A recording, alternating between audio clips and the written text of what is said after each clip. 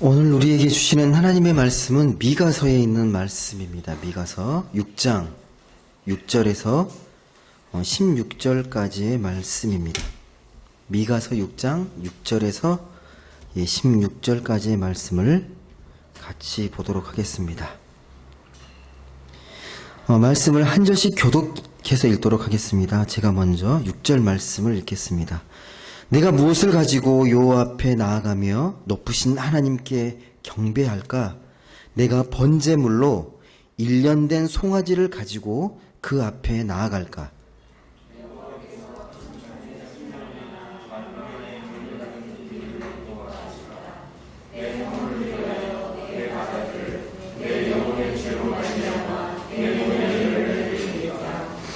사람아, 주께서 선한 것이 무엇임을 내게 보이셨나니 여호와께서 내게 구하시는 것은 오직 정의를 행하며 인자를 사랑하며 겸손하게 내 하나님과 함께 행하는 것이 아니냐.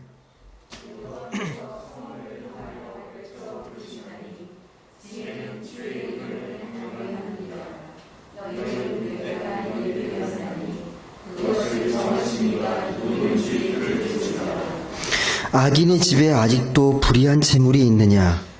축소시킨 가증한 예배가 있느냐?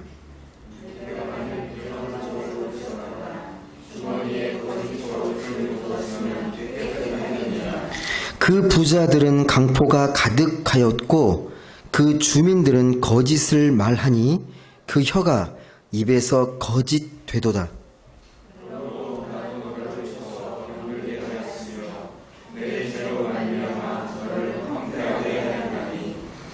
내가 먹어도 배부르지 못하고 항상 속이 빌 것이며 네가 감추어도 보존되지 못하겠고 보존된 것은 내가 칼에 붙일 것이며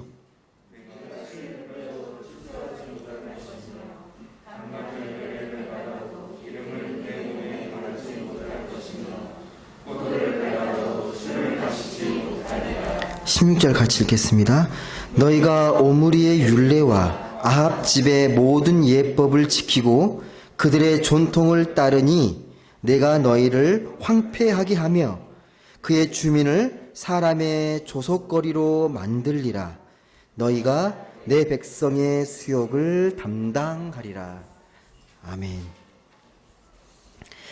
오늘은 삶으로 드리는 예배라는 제목으로 같이 말씀을 나누도록 하겠습니다. 네.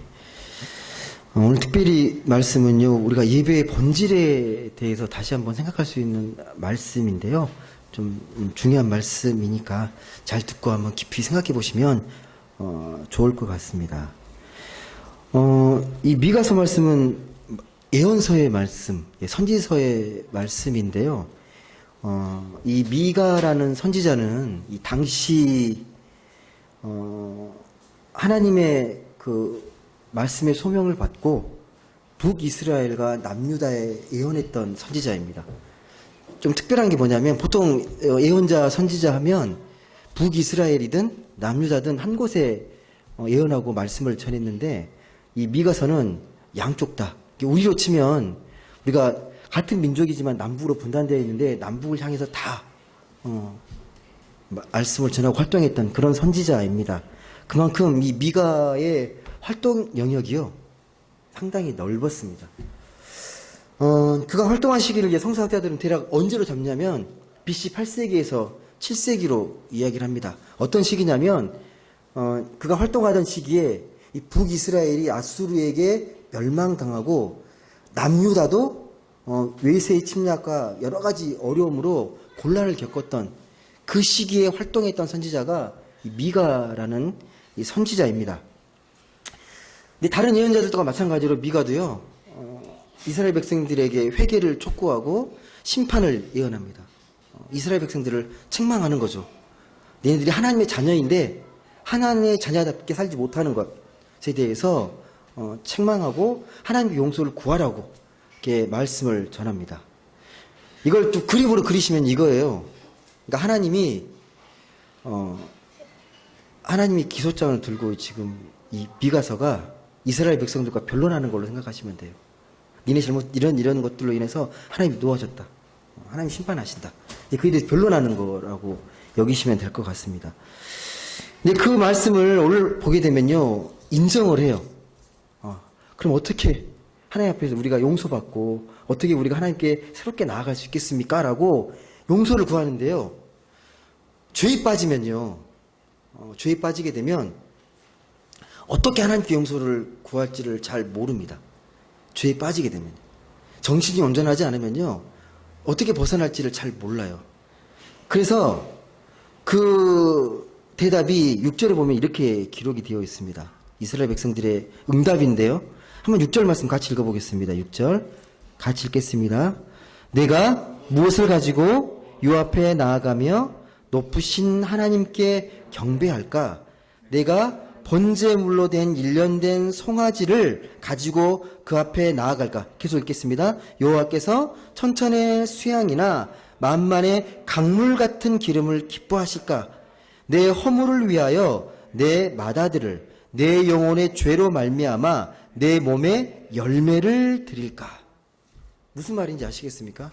용서를 이제 구해야 되는데 내가 무엇을 가지고, 그러니까 행위로 뭔가 응답하고 보답하고자 하는 마음이 있는 겁니다.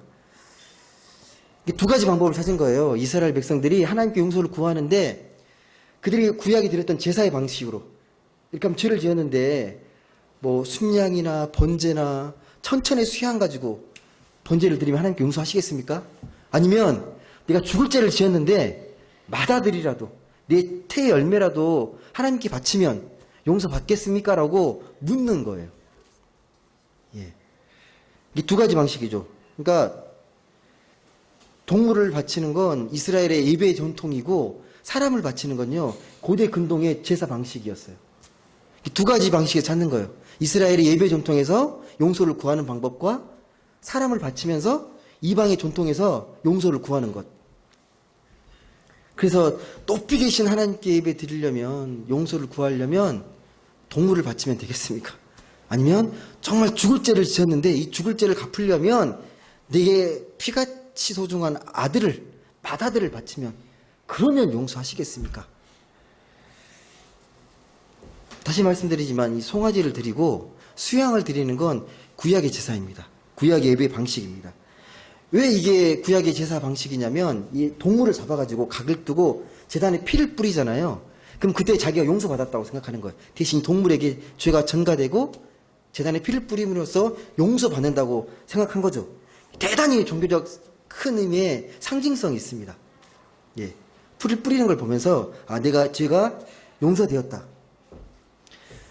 한번 상상해 보세요. 지금 우리가 이렇게 드린 예배가 아니고요.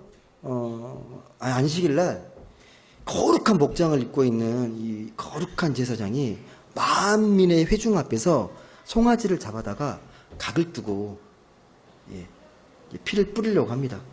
송아지를 잡는 걸 눈으로 목격하거든요. 송아지 잡을 때 그냥 얌전히 있습니까? 처절한 비명소리 막 들리고 막 울음소리가 막 들릴 거 아니에요. 그걸 다 듣고 있겠죠. 잔인하게 잡는 걸 다 보고 있거든요. 그래서 그 피를 이제 제단에 뿌리는 거잖아요. 그 현장을 목격하면서 많은 것들을 느낄 거예요. 그러면서 이렇게 함으로 인해서 이 회중들이 하나님께 용서받았을 것 같은 그런, 하나님이 인지한 것 같은 그런 종교적인 어떤 예전을 통해서 그런 강렬한 체험을 하게 됩니다. 그 구약의 동물 제사를 통해서 내가 하나님 앞에서 내가 죄를 또 씻음 받았구나라는 것들을 느끼게 되는 겁니다. 이런 전통을 잘 살려서 발전시킨 예식을 가톨릭이나 동방 종교에서는요, 여전히 그래서 이 예식을 중요시합니다. 말씀보다도 예전과 예식을 더 중요시합니다. 어떤 면에서요, 이게 우리 개신교가 말씀을 중요시하면서 말씀의 중심의 예배를 드리는데, 우리도 이런 훌륭한 예식에 좀 관심을 가질 필요는 있습니다. 왜냐하면 이런 예전과 예식을 통해서 우리가 깊은 영적 체험을 할 수가 있어요.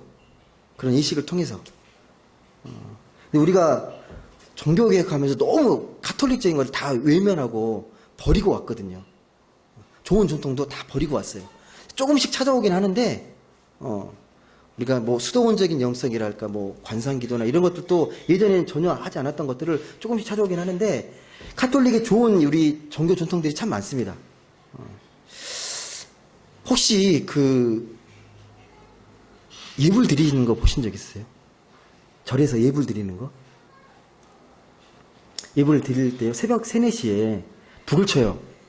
둥 치면 사람들이 다 이게 모이거든요. 대웅이 뭐죠? 대웅전에 다 모여가지고 함께 이 불격을 애웁니다. 뭔 뜻인지 몰라도 애웁니다. 근데 수많은 사람들이 함께 모여서 예배 이걸 애우고 있으면요, 그 뜻과 의미는 잘 몰라도요, 대단한 그 외경심이 막 불러일으켜져요. 예. 그럴 정도 충분히 강렬한 거죠. 예. 이게 뭐냐면, 이 종교의식을 상당히 정교하게 발전시키는 거거든요. 의식을요. 근데 이런 종교의식이 이 신앙적인 체험과 우리 경건에 도움을 줄 수가 있는데, 자칫 그런 의식 자체에 매몰되게 되면요, 우리 신앙의 본질을 잃어버릴 위험성이 매우 많습니다. 왜냐하면 의식이라는 게 되게 감정적이고 감각적이고 그 자체가 본질은 아니기 때문에 그렇습니다. 필요한데 그게 전부는 아니에요.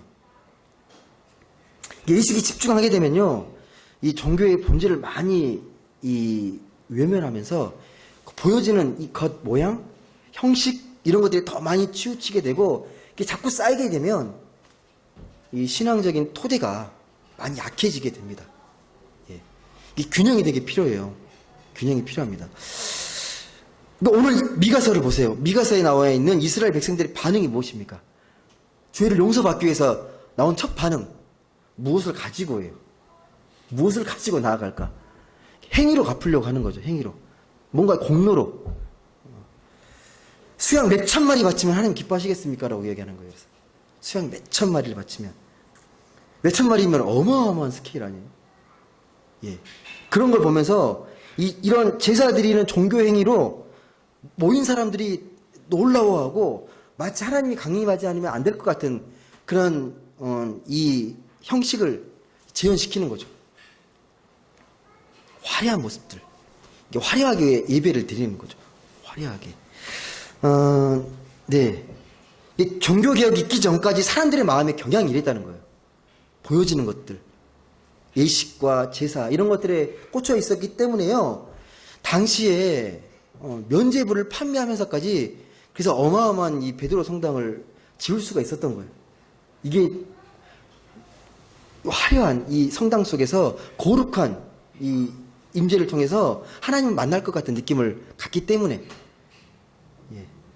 당시 백성들이 피폐하고 생활이 어려운데도 불구하고요, 당시의 성직자들은 어떻게 하면 성전을 더 의리의리하게 이렇게 뭐 웅장하게 지을까, 거기에 꽂혀 있었습니다. 그러면서 건물을 화려하게 만들고 장식을 화려하게 하고 저 종교 의식도 되게 상징적으로 국대로 정교하게 만들어 가는 거죠. 거기에 딱 심취할 수 있도록.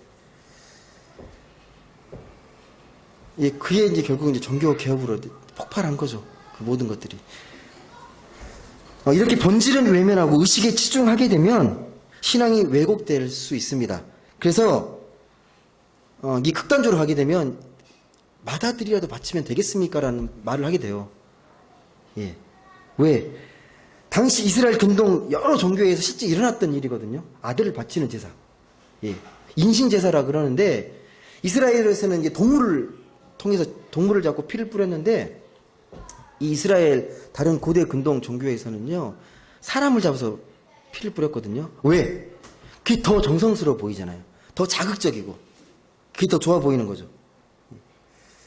근데 여러분, 이런 이방 민족이 또 아니면 이스라엘처럼 동물을 바치는 거나 사람을 바치는 일과 같은 이 종교 의식, 여전히 오늘에도 그런 흔적들이 많이 남아 있습니다.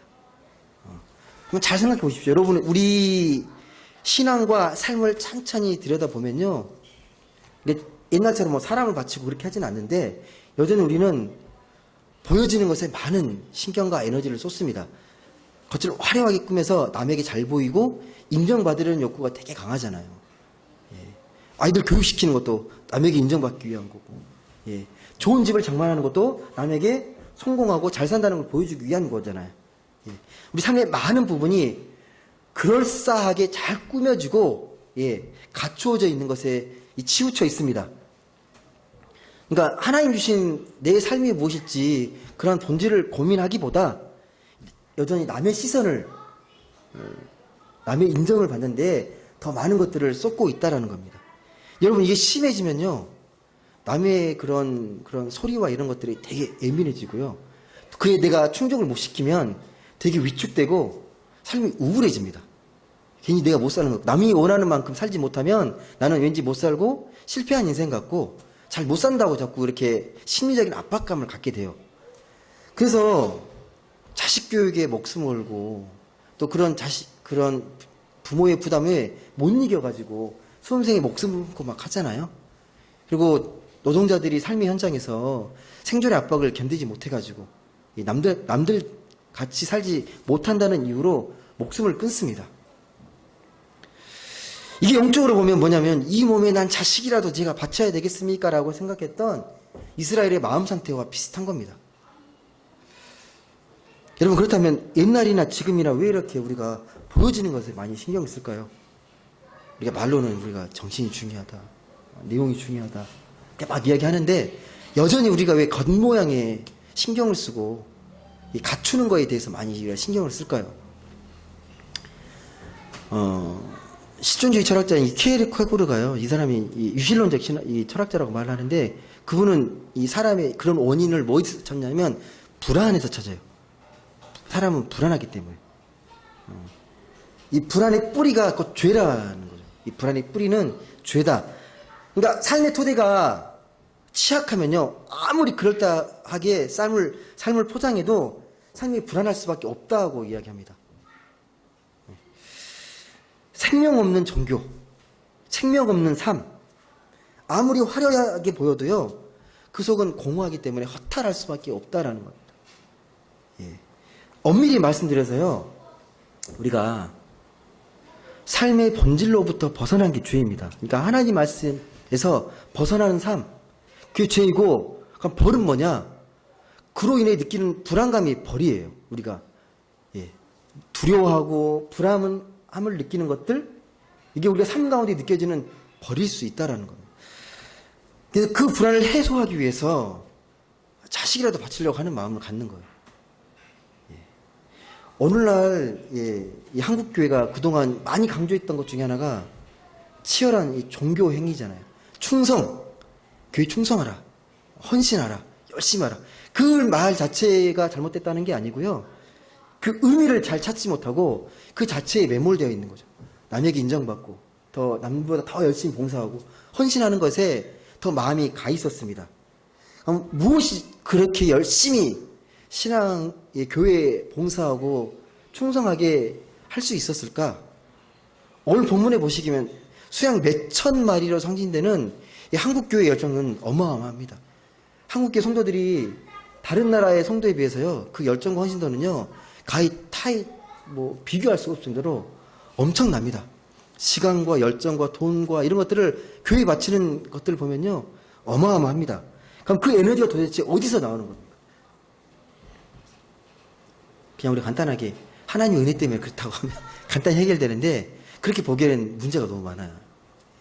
오히려 이런 열광적인 신앙이 사회적인 문제로 대두가 되고 비복음적인 삶으로 나타나기 때문에 좀 깊이 돌아봐야 할 부분이라는 겁니다. 이렇듯 도에 넘치는 종교적 열정, 이게 왜 그럴까? 불안 때문에 그렇더라고요. 불안하기 때문에.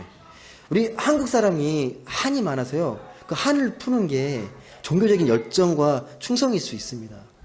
그리고 여전히 예수를 믿지만 내 안에 부도덕한 모습 때문에 그것을 극복하기 위해서, 그것을 커버하기 위해서 열심히 교회 생활하고 더 교회에 충성하는 모습으로 나타나기도 합니다. 또 교회에서 그동안요, 말씀을 전하고 나눌 때에 율법을 또 의무를 되게 많이 강조했거든요. 그런 거에 대한 그 의무를 다하지 못한 것에 대한 불안감일 수도 있습니다. 이렇듯 자신의 이 불안을 이 종교적인 열정으로 극복하고 또 커버하고 이 벗어나려는 이 심리가 이 열정적인 우리 한국 이 성도들의 열광적인 종교 형성으로 나타났다고 이야기할 수 있습니다. 근데 교회가 이걸 이용하면 안 되는데, 교회가 자꾸 이런 우리 성도들의 불안한 마음들을 자꾸 이용하려는 위험에 빠집니다. 교회에서 자꾸 죽음에 대한 두려움을 주고, 전에도 제가 말씀드렸지만, 교회에 충성하지 않고, 목사님에게 순종하지 않으면 하나님께 벌 받는다. 저주 받는다. 자꾸 그렇게 이용해서 심리적 불안을 자꾸 야기시켰잖아요. 근데 여러분, 이렇게 사람의 심리적 불안을 이용해서 뭔가를 조장하는 건요, 사이비 종교의 특징이에요. 그렇게 마음을 붙잡아 놓으려고 하는 것은요, 사이비 종교의 특징입니다. 잘 분별하셔야 됩니다. 근데 여러분, 그 불안을 자꾸 자극해봐야 오히려 영적인 도움이 전혀 되지 않습니다. 오히려 그 영혼의 본질을 망각하고 그 불안을 벗어나기 위해서요, 오늘 말씀처럼 자꾸 행위로, 공로로 그걸 커버하려고 해요. 내가 더 열심히, 신앙생활하고 열심히 하는 것으로 다 이게 덮어버리려고 하는 마음이 생깁니다. 이스라엘이 수양 몇천 마리를 생각하고 자기 자신을 바쳐야 할지 모른다고 생각하게 되는 왜곡된 신앙으로 흘러갈 수 있다라는 겁니다. 오늘 이 응답의 미가가 전혀 다른 길을 제시합니다. 하나님이 좋아하시는 것은 니네들이 말하고 있는 수양 몇천 마리를 바치고 자식을 바치는 걸 하나님께서 기뻐하시지 않는다는 겁니다. 한번 8절을 보시죠. 뭐라고 얘기하는지. 8절 같이 보겠습니다. 시작. 사람아, 주께서 선한 것이 무엇임을 내게 보이셨나니 여호와께서 내게 구하시는 것은 오직 정의를 행하며 인자를 사랑하며 겸손하게 내 하나님과 함께 행하는 것이 아니냐. 한마디로 뭡니까? 하나님 뭘 기뻐하신다는 거예요? 여러분이 드려지는 삶 자체를 강조하는 거예요. 바른 삶을 이야기하는 겁니다.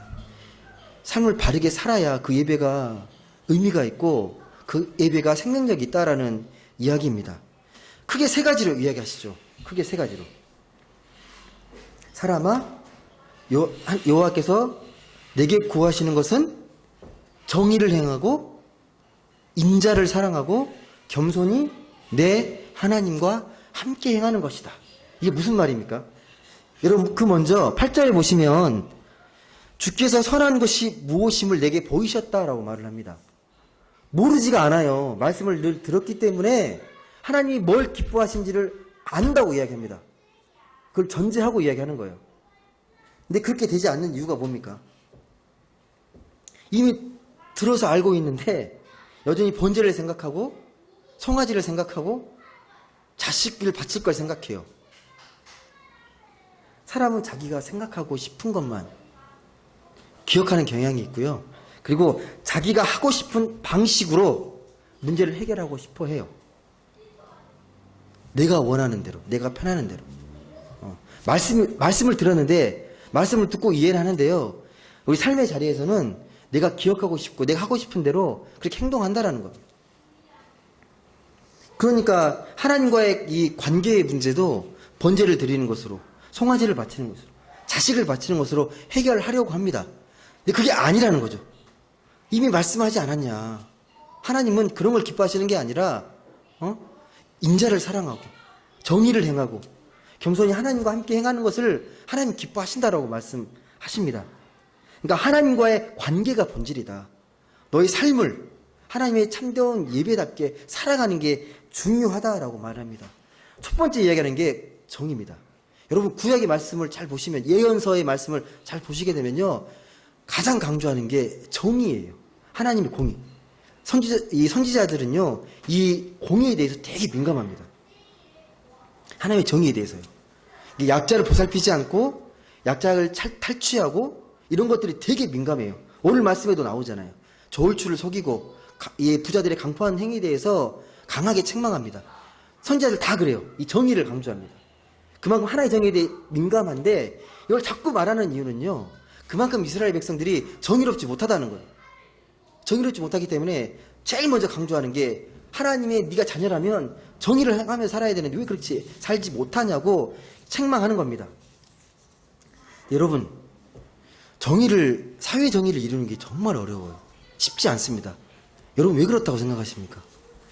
이 정의를 외치고 뭐 공의를 외쳐도 사회가 되게 불공정하고 부조리하고 그러잖아요. 평등하지 못하고 왜 그렇다고 생각하십니까? 우린 인간은 본질적으로요 이기적인 존재예요. 좀 달리 표현하면요 자기 집착이 되게 강합니다. 자기 집착이. 그래서 아무리 사회가 도덕적이 되고 아무리 계몽된 사회가 된다고 하더라도요 이 사회 정의를 실천하는 게 정말 어렵습니다. 오히려요 이 사회가 발달하면 발달할수록 더 정교하고 교묘하게 사회 정의를 무너뜨립니다. 예를 들면 모든 것들을 경제 논리로 접근하는 거죠. 비효율적이다. 그건 많은 사람들에게 피해를 주는 것이다. 라고 하면서 그렇게 경제 논리로 접근하게 되면요 공의가 다 무너지게 됩니다. 첫 번째 정의로 삶을 이야기하는 거고 두 번째가 인자를 사랑하는 것 말합니다. 인자를 사랑하는 것. 이 주석을 찾아보면요 인자를 사랑하는 게 뭐냐 여러 가지로 이 각주에 보게 되면 한결같은 사랑을 즐겨 행하는 거라고 말합니다. 인자를 사랑하는 게 뭐냐 인자는 사람을 이야기하는 거거든요. 한결같은 사랑을 즐겨서 행하는 것. 이 사랑이 즐거운 거죠.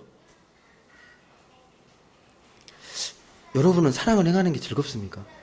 일상에서. 가족이나 내가 잘 사랑하는 사람들 말고요. 그렇지 않은 사람들에게 사랑을 베푸고 인자를 사랑하는 그런 마음들이 즐겁고 행복하십니까? 베푸시는 게. 그게 하나님 은혜에 보답하는 거라고 이야기하거든요. 이렇게 되려면 자기 삶에 감사하려면요 뭐가 전제가 돼야 되냐면 하나님의 그 은총을 우리가 경험해야 가능합니다.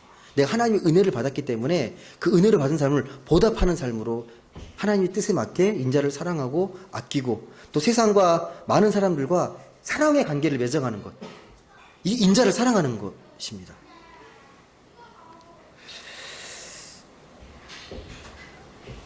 그러니까 처음에 말씀드렸지만 불안감으로 사람과의 관계를 맺는 게 아니고요. 은총으로 인자를 사랑하는 마음으로 관계를 맺어야 건강할 수 있습니다. 불안한 마음을 이겨낼 수가 있습니다. 마치 자식과 부모의 관계가요. 자식이 부모를 이렇게 집착하고 애착하는데 부모가 나를 버릴까 봐 불안한 마음에 애착하게 되면 이건 심리학적으로 말하게 되면 이 부정적인 자기애착이라고 말을 하거든요. 근데 긍정적인 자기애착은 자기가 부족한 걸 알아도 부모님은 나를 사랑하시고 나를 신뢰하시기 때문에 나를 버릴 일 없다. 끝까지 나를 사랑하시고 나를 책임지신다. 이 긍정적인 자기애착이라고 말을 해요. 부모와 자식 관계의 관계처럼 하나님과의 나와의 관계도 그렇다는 거예요. 어떤 불안 때문에 나를 죄 지게 되면 나를 뭐 죽일 것 같고 나에게 큰 형벌을 내릴 것 같고 그런 불안감이 신앙생활을 하는 게 아니라 하나님 나를 신뢰하고 나를 사랑하신다. 나가 부족하지만 나를 부모님처럼 부모님이 나를 사랑하시는 것처럼 아끼고 끝까지 생명으로 인도하여 주신다. 그 믿음이 중요하다는 거예요. 그 관계. 그러니까 특별한 행동을 해서 하나님 기뻐하시는 게 아니라 순양을 많이 바치고 자식까지 바칠 정도로 그렇게 해야 하나님께 인정받고 공로를 인정받는 게 아니라 하나님과 나의 그런 끈끈한 친밀한 관계. 하나님 나를 결코 포기하지 않으신다. 그 믿음을 갖고 살아가는 것. 불안이 아니라 은혜의 은총으로 살아가는 것. 자기 중심이 아니라 생명 중심으로 살아가는 것. 그런 삶이 하나님이 기뻐하시는 인자와 함께 살아가는 삶이라는 겁니다. 마지막 세 번째가요. 겸손하게 하나님과 함께 살아가는 거라고 말합니다. 겸손히 하나님과 함께 행하는 것. 이게 뭘까요? 뭘 이야기하는 거죠? 하나님과 함께 살아가는 것. 되게 막연하지 않으세요? 하나님과 동행하는 건데 구체적으로 이게 뭘 이야기하는 거예요, 여러분? 구체적으로. 삶에서 여러분이 하나님과 동행한다는 걸 뭘로 알 수 있는 거죠? 어떻게 알 수 있습니까? 하나님을 규정할 수는 없습니다. 우리 인간의 사고와 생각으로 가둘 수는 없는데 하나님과 동행한다는 게 무엇인지 어떤 것인지 말씀을 통해 우리가 유추해 볼 수는 있는데 어떤 게 하나님과 동행하는 삶일까? 대체적으로 이게 오늘 말씀에도 보시면 이 자기 자신을 좀 온전히 비우고 성령과 동행하는 것, 성령과 함께하는 삶, 성령의 인도함을 받는 삶이 하나님과 동행하는 삶입니다. 그러니까 성령에 민감하게 반응하며 살아가는 삶, 이게 하나님과 동행하는 것, 겸손히 하나님과 함께 행하는 것이라고 말씀드릴 수 있습니다. 근데 하나님과 동행하지 않고 우리가 신앙생활을 하게 되면요, 어떻게 신앙생활을 하게 되냐면 뭔가 그럴싸한 것들을 만들어요. 이게 하나님 믿는 거야. 그러니까 하나님 잘 믿는 사람의 특징 해가지고 첫 번째 뭐 주일 잘 지키고 주일 봉사 잘하고 뭐 새벽기도 잘 드리고 나름대로 기준을 정하는 거예요. 그럴싸한 기준, 보여지는 것, 오늘처럼 재물을 많이 바치는 것, 이런 것들이 다 포함되겠죠. 이걸 잘 지키면 내가 하나님 잘 믿는 거라고 이렇게 자기 자신을 신앙적으로 합리화시킬 수 있는 거죠. 이렇게 살아가면서 땅에는 내가 재물을 쌓아둘 창고를 만들어 놓는 거예요. 그런 삶의 모습도 되는 거죠. 하나님과 동행하지 않게 되면. 그러니까 하나님과 동행하는 사람의 특징은요, 늘 성령의 깨달음으로 하나님의 정의를 실천하고 늘 감사한 마음으로 살아가게 되어 있습니다. 하나님을 온전히 우리가 사랑하고 아끼고 하나님과 친밀한 관계를 우리가 맺고 살아가게 된다면 우리가 하나님과 겸손히 늘 성령의 음성에 민감하여서 순간순간 하나님 나의 사랑하심을 느끼고 그 은총에 깊이 감사하면서 그 감사를 나눌 줄 아는 삶으로 흘러간다라는 겁니다. 말씀을 맺겠습니다. 오늘 말씀은요, 결국 예배는 우리 일상에서 드려져야 한다는 걸로 결론입니다. 예배의 결론이라는 게 일상으로 마침표가 찍어진다는 거예요. 우리가 지금 예배 드리고 있잖아요. 시작이고 그 예배의 완성, 그 예배의 내용들은 여러분의 그 삶의 자리에서 채워진다라는 말씀입니다. 우리 이스라엘은 예배하면 송아지 순양 이거 바치는 걸 생각했지만 오늘 미가에서에서 말하는 건 네가 삶에서 정의롭게 살아가고 하나님의 은총을 기억하고 감사할 줄 알면서 겸손하게 하나님과 동행하면서 성령의 음성에 민감하며 살아가는 것을 우리에게 말씀하고 있습니다. 그러니까 일상의 삶이 예배의 차원으로 퀄리티가 높아져야 되는 거죠. 승화되어야 되는 거고 그 예배가 일상에서 삶의 현실이 되어야 한다라는 말씀입니다. 삶의 현실이 되어야 한다. 그러니까 예수님께서도 그러잖아요. 안식에 대해서 이야기하면서 안식일이라는 게 율법적이고 형식적인 차원이 아니라 그 정신을 잘 알고 생명을 살리는 게 그게 온전한 안식이고 예배다라고 이야기하잖아요. 바울은 뭐라고 합니까? 우리가 일상의 삶에서 거룩한 산 제사로 드리라고 하잖아요. 삶의 자리에서. 그렇다고 해서 그 형식의 예배, 일정한 형식의 예배가 필요 없다는 말이 아니라 이 일정한 형식의 예배가 삶의 자리로 구체화되어야 한다라는 말씀입니다. 이 삶을 담아내지 못한 이 이스라엘의 모습처럼 우리가 되지 않으려면 우리 일상의 삶을 예배로서 예배의 자리로 이렇게 승화시켜 나가야 한다는 말씀입니다. 하나님은 우리가 삶의 현장에서 참 예배 드리기를 원하십니다. 그렇다면 오늘 우리는 내게 주어진 이 삶의 자리에서 하나님이 원하시는 예배를 드리기 위해서 어떻게 나의 삶의 자리를 예배 자리로 승화시킬 수 있을지 깊이 고민하며 살아가야 합니다.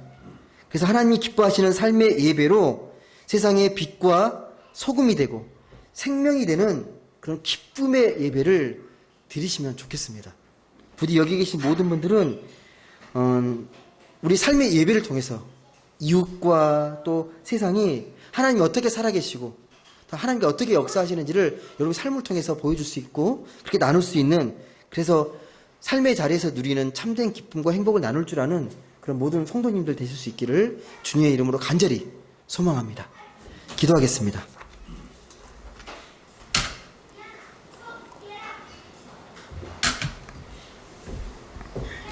사랑의 하나님 감사합니다. 오늘도 거룩한 주일을 맞아 주일을 잃지 않고 하나님을 기억하여 하나님께 나왔습니다. 우리가 예배자로서 이 시간만 기억하는 것이 아니라 매 순간순간마다 우리의 일상이, 우리의 삶의 현실이 예배의 자리이고 예배의 초소임을 깊이 기억하면서 우리의 삶을 더욱더 예배로 아름답게 가꾸어가는 우리의 모든 삶이 되게 하여 주옵소서. 그렇게 살아갈 수 있도록 성령께서 깨우쳐 주시고 도우시고 능력을 허락하여 주옵소서. 감사드리며 사랑이 많으신 예수님의 이름으로 기도드립니다. 아멘.